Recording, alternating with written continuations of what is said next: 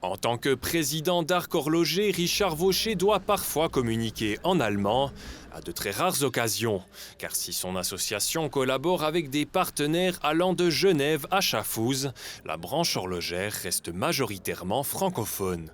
La partie grange je dirais, vraiment bilingue dans l'horlogerie, mais quand même essentiellement suisse-allemande. Et à partir de Bienne, on peut considérer que l'horlogerie s'exprime en français. Les instances horlogères, la FH, etc.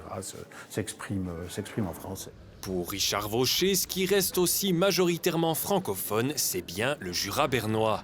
Selon l'habitant de Tramelan, il convient de séparer la seule zone purement francophone du reste du canton et de Bienne. Nous, on se sent moins concerné par la volonté de bilinguisme. Certes, on a envie de savoir ce qui se passe à Berne, politiquement, où les décisions sont prises, etc.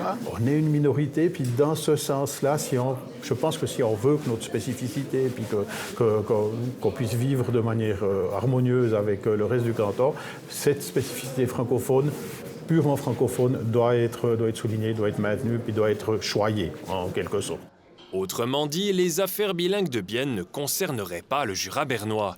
Mais aux yeux du président d'Arc Horloger, les synergies entre les deux régions restent importantes. En étant dans un même canton, administrativement, etc., pour une part, on a les mêmes destins. On a les mêmes destins politiques, on a les mêmes destins administratifs, on a les mêmes destins en termes d'aménagement du territoire, puisque c'est décidé à la même place. Je pense que les liens ils doivent même être nettement renforcés.